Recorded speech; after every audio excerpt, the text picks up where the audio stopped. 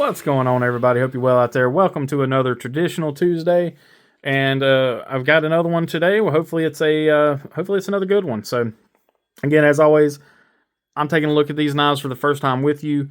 These are thanks to our friends at Smoky Mountain Knife Works. So all but 4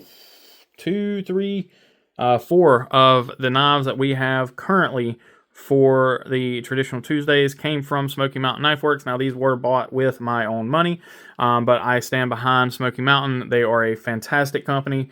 Some wonderful people that work there and that run the place. I've gotten to meet with a couple of the great guys. I even got to meet with the designer, their in-house designer. Awesome guy. Just, again, fantastic people, fantastic company. And then, the Rough Riders, they are, as their tagline states, they are built by hand and backed for life. So this is the last that I have in their production VG10 line. They have a bunch of different ones, a bunch of different styles and whatnot. This is, from what I've seen, one of the more expensive ones. So this knife comes in right at $26. So that's $25.99. Or it's $24.99. It's one of the two. Right now it's on sale for $21. So again, in that $20 price range. So we'll jump right into that here. But first, I do want to say, because I'm going to forget to talk about it later, I do have a referral code now with Smoky Mountain. So if you guys use Smoky Mountain and you're interested in helping the channel, use the code. It's down below. It's SMKWBEDC. So Smoky Mountain Knife Works, and then my channel name. Doesn't add anything, doesn't take anything away. It just lets them know that you guys came to them or that you guys have seen my stuff, and it not only will help the channel grow, it may give me a little bit of kickback on stuff like this, but it's going to also help in showing these guys that, I'm sending stuff their way. So if you can use that, I really, really appreciate it. As always, the links are in the description. All information, anything you need for anything is all going to be down below, including links to this knife. So enough BS and jargon. Let's get into this guy. So again, the Rough Ryder VG10 line. This is their jigged aluminum. So this is, again, typical boxing, with their stuff, with their budget line. It is just a folded cardboard box. Then inside you have this beautiful, almost, I don't know, it's like a baby blue. It's, I can't quite describe the blue. I want to say it's maybe a Tiffany blue-ish almost, but not quite there. But anyway, can see you've got the jigged aluminum there, so the milling out there, and then the black bolsters, and then there is a brass lanyard ring or lanyard hole. So let's go ahead and zoom on in and take a look at this guy a little closer. So it is a traditional, modern traditional, so you do have screws instead of pins, which that's something that I really do like to see, because if I do need to maintain the knife, then I certainly want to do that. Now this has the same sort of a orange peeled, I don't know if it's paint or anodizing or what. I want to say it's some sort of paint. It doesn't feel like anodizing. So I don't know, again, I can't say how the longevity of the finish is going to be. Looks like here we do have a slight scratch right there on that bolster. It's nothing that's through the coating, but it looks like there is a slight scratch there. Coming down here, got, again, that really beautiful blue. Coming and taking a look at the back spring. Your spacing looks pretty good. It is a stainless steel back spring and stainless steel liners. I think there are liners in here. So your screws are down here, pretty good. I don't feel any sharp spots, anything like that. Screws are set in really well. Let's go ahead. It looks like it is all, let's see. Yeah, it looks like it might be T6s and T8s. Let's just take a look here. Try T8 for a pivot. So we are really good there. That's something I typically see in some folders that cost a lot more money. So again, your machining on your screws is really good. So I don't know if they use one side being captive or not. So you may have to use 2 drivers if you do need to take this apart. And these are T6s, I'm pretty sure. Yeah, those are T6s, okay. So taking a look at our T6 screws. And again, that machining on the screws is perfect there. You got just a hair of rock there. Nothing out of the ordinary. Take a look at this one. This one is better than the last. And this one is about the normal that you'll see. So a little bit of variation there, but nothing out of the ordinary. All right, we already looked at this side, so we'll flip it around and take a look at the other side. So coating looks good here. Everything looks good there, and there you can see your cutout for your nail nick. Machining on the blade there looks really good. Of course, typical traditional. You've got no jimping or anything like that. It's on the knife. Back spring looks good. We got, it is just a little proud there. Not terrible. Let's go ahead and take a look at the blade. And let me wipe this guy off real quick.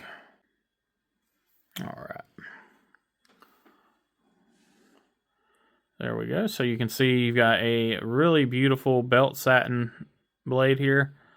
There you have your Rough Ryder logo.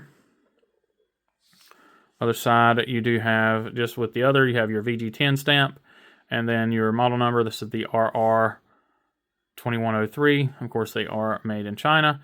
And then we'll take a look at our grind. So we'll just kind of start looking for some things. So we've got a little bit up on the heel here. It's a little bit of a steeper grind. And we've got a little bit of schmutz there on the tip. The grind looks pretty good there. It might be a little steep there on the tip. Yeah, so we're a little steep on that tip over there, not too bad. And we're a little less up on the heel here, but you do have a decent sharpening choil, which is always nice. Let's take a look at our tip, and that's pretty doggone good. Again, considering your, the cost to play here is not too bad. So again, you're talking a sub $30 knife with VG10 steel, which is a really great stainless steel. Yeah, that's pretty good. We're just a little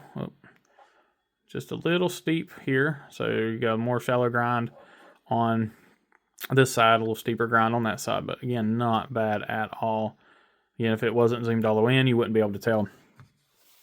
Let's go ahead and back on out. Go ahead and do the traditional test here. See if it's, oh yeah, that's money. That's really good. That's probably one of the better ones we've had.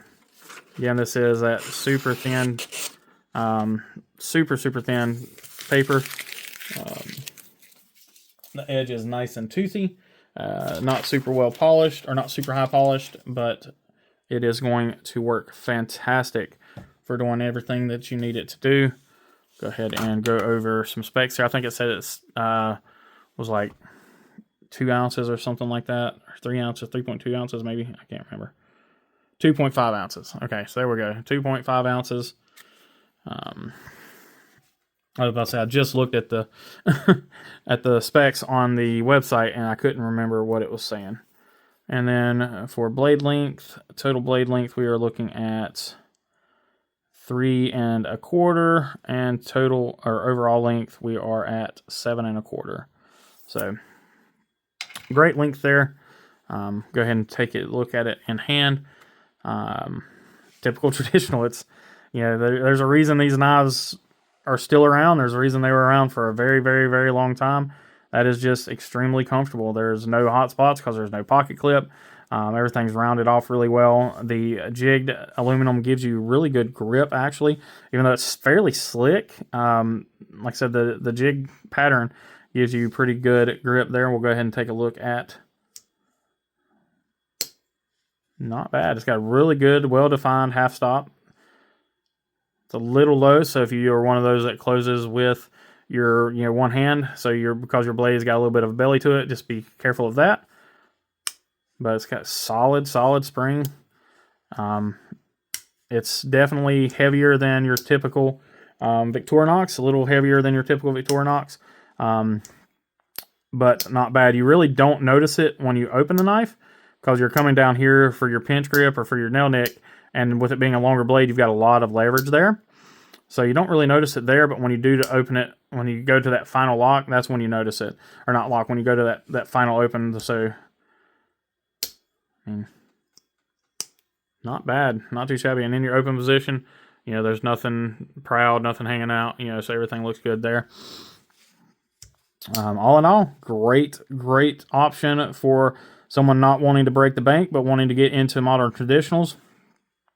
One that I am definitely going to add to the collection, most likely. I don't know. I think this one, because it's not my blade shape, so this one may, even though I really like the jigged aluminum, this one will probably end up in the 1K giveaway when that happens. So keep an eye out for that. There's going to be some traditionals in that giveaway, so I hope y'all like traditionals. Of course, you know, if you're watching this, you probably do. So be on the lookout for that, guys. I am going to go ahead and end this one here and get this set back up to wish you all a wonderful day, night, weekend, whatever you got going on. I wish you all the best with everything. As always, guys, please continue to like, comment, share, subscribe, do all that stuff. We're about 70 away from 1K right now. If we can make that push and get there, I would absolutely love to give y'all some free crap. Not crap, some free great stuff, some fantastic stuff, some stuff I would probably keep if I wasn't running a YouTube channel. So, again, guys, I just thank y'all. Just always remember, while you're out there, while you're running around, remember to be kind, be humble, be EDC. We'll catch you on the next one.